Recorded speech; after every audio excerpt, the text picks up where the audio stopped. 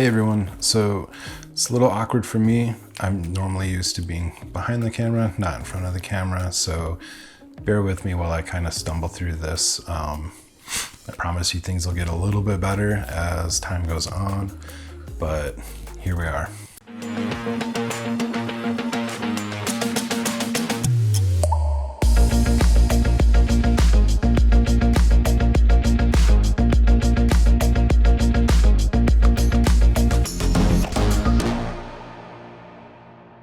I'm just going to be talking about camera basics. I know it's a little bit intimidating to get a DSLR in your hands and just look at it like it's a piece of technology from another world. I know I was there at one point as well. But once you get the fundamentals down, you kind of grow off of that. Things get a little bit easier, a little less scary. So hopefully after this episode, we're going to be a little bit better off, have a little bit better understanding of what everything does and how to make a better exposure. So the majority of what I'm going to be talking about is camera modes, getting you away from using like an automatic exposure to manual or shutter priority, aperture priority, one of those three. Cameras are a pretty sophisticated piece of technology. However, most of the time it's not exactly accurate, and having your camera in something like a manual mode or even shutter priority, aperture priority is going to give you a lot better results compared to an automatic exposure. The other three things that we're going to be talking about is what makes up the exposure triangle, trying to get you a perfectly balanced exposure every time. Perfectly balanced, as all things should be. And each of those is comprised of shutter speed, aperture, and ISO. So we're going to be covering those three. We're also going to be covering the camera modes and then a few other tips and tricks along the way, things that you should be paying attention to get you that proper exposure that is perfectly balanced. As all things should be. So what's the exposure triangle? Simply put, it's three things: shutter speed, aperture, ISO. Those three work together to make an exposure. Now you can set everything all willy-nilly and still have an exposure. The proper balance between the three is what's going to make it a correct exposure. Something that is not too bright as though it's blowing out the highlights in the photo, or not too dark where it's just crushing the shadows. So I just realized that sitting back in the chair is not a good look for me. But let's talk about shutter speed first. Shutter speed is the amount of time your sensor inside of your camera is exposed to light or exposed to the photo that you're trying to take. Unless you're taking a long exposure, most of the time shutter speed is going to be measured in fractions. So like 1/200th of a second, 1/100th of a second, so on up and down. But for most of us, taking client photographs, jewelry photos, you're not going to be really worrying about going that fast or that slow. Shutter speed plays a huge role in capturing motion or stopping it. If you're photographing something that's moving and you have a high enough shutter speed, you can stop that motion dead in its tracks. So if you're taking a photograph of a race car going around a track and you have a fast enough shutter speed, you're going to be able to catch that race car completely in focus. If you have a lot slower of a shutter speed and you're trying to photograph that same car, you're going to have a little bit of blur. A lot of finding the right shutter speed is just trial and error. Eventually you kind of get into the flow of figuring out, okay, this is moving this fast, so let me try this speed, and then you get into a routine of it. But primarily for what we're doing, we don't have to worry about that. A client swaying a little bit while we're trying to take a picture of a piercing is not going to be that big of an issue where we really have to worry that much about shutter speed. One of the rules I've typically followed when photographing really anything that might have any kind of slight movement to it has been to take your shutter speed and match it, or if not, double it if you can with the focal length lens that you're using. So if you're using a 35mm lens, you would want your shutter speed set at like 1/40th, or if you can pull it off at like 1/80th. Depending on the camera, Depending on you, how you shoot, there's always going to be a chance of having a little bit of camera shake, a little bit of shutter vibration that can kind of make your picture just a slight bit blurry. Doubling that, or at least matching your focal length, helps to minimize that little bit of shaking. But really with shutter speed, it's all trial and error. Next time you're with a client, play with your settings a little bit. If you have some time, try one way, try another way, try a couple different settings. Grab your counter person and have them be a model for you for a quick minute and try out some different settings. And the last thing really about shutter speeds when it comes to body piercing is jewelry photos. When you have your camera set on a tripod and you're taking a picture of a piece of jewelry, you don't necessarily have to worry about shutter speed. Your camera is already stabilized. It's taking the human element out of it. So really when it comes down to that, the only thing that you necessarily need to worry about is your aperture. So what is aperture? Aperture at its very base fundamentals is doing two things. It's affecting your depth of field and how much light is being let in to hit the sensor. Your depth of field is pretty much how much or how little your subject is in focus, and obviously how much light is hitting your sensor is affecting how bright or how dark your photo is. There's some lenses that start at f1.2, there's some that start at 1.4, 1.8, 2.8.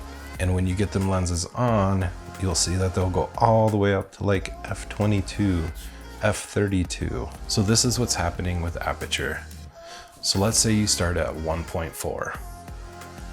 And the more and more and more that you close it down, f8, f11, f16, it's reducing more and more light that's coming into the camera and hitting the sensor. So the lower in number f-stop, like f1.4, f1.8, the more light is being allowed into the camera. Think of it like your eye.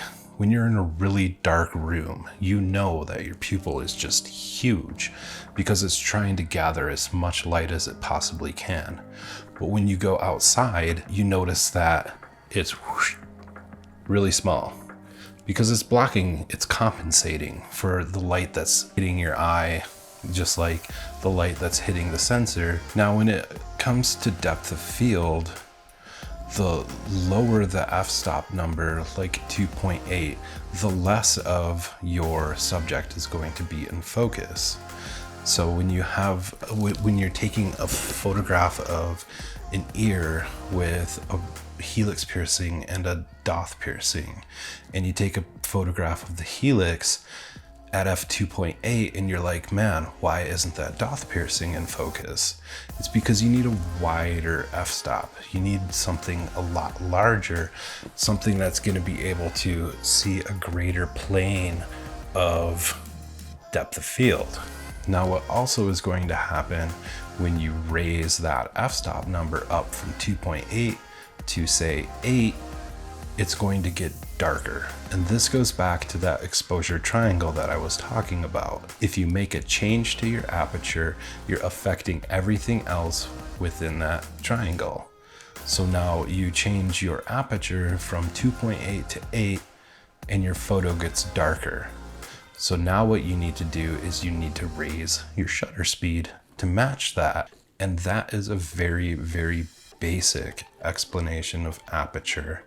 We can go into it a whole lot more in detail later throughout this series or whenever, or just message me and ask me questions if you want to.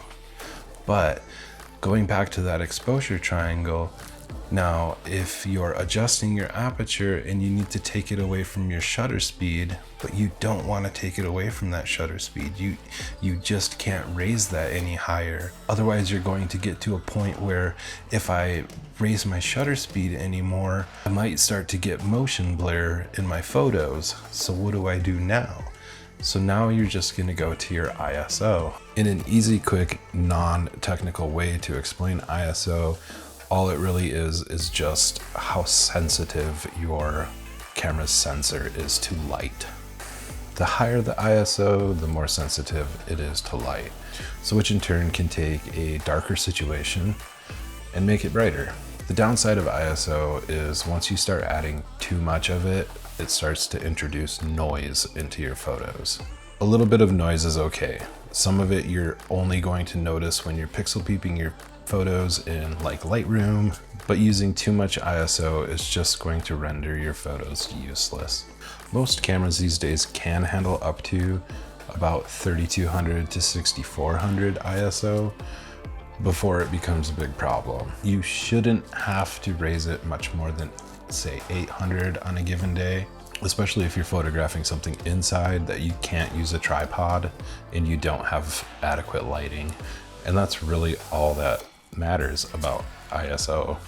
So now that we kind of have a better understanding of everything that falls into that exposure triangle, we can start to see and react to the priorities that we need when taking a photograph. If you have to close down your aperture to get just a little bit more in focus, you're also going to have to lower your shutter speed as well, or raise your ISO. So really the next thing is, how do you know that something is a correct exposure? You always run the risk of taking a photograph that's too bright or too dark. And once you bring it into Lightroom, there's just no data there for those areas. And the best thing that anyone can really do is to pay attention to their histogram. What your histogram is it's basically just a graph that shows you throughout the spectrum of dark to light what's going on in your scene.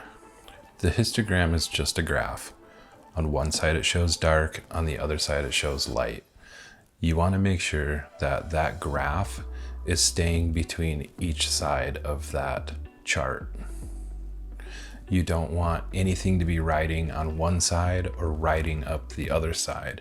You want to try to maintain that graph either in the center or slightly off to one side or the other. So now you have a better understanding of how everything comes together to create a photograph that you want. And using these three settings together in manual mode is definitely how you're going to get the most out of your camera. There are other modes like shutter priority and aperture priority that's going to basically focus on one primary element of that triangle that you get to set. But it's also telling your camera that I'm going to pick this setting for just the shutter speed. So if shutter speed is the only thing that matters for you, then shutter priority might be a mode for that instance. And the same goes for aperture priority. There may be very few and rare occasions that you might use these modes, and that's fine. It's just nice to know that that option's available. So that's pretty much the end of it. I hope some of you learned something, and this wasn't a huge waste of time for me. If you want to leave a comment below, let me know if there's anything that you need help with. I plan on making a whole lot more videos. I plan on getting into Lightroom, into Photoshop, explaining what a lot of that does and just how powerful of tools those are. And I'll try to get into some more technical things like depth of field, lenses. After we cover some things in Photoshop, we can go through focus stacking. But for right now, I wanted to deliver you guys something to more help you get started and hopefully understand your DSLR camera just a little bit better. And that's really it. So thanks for watching.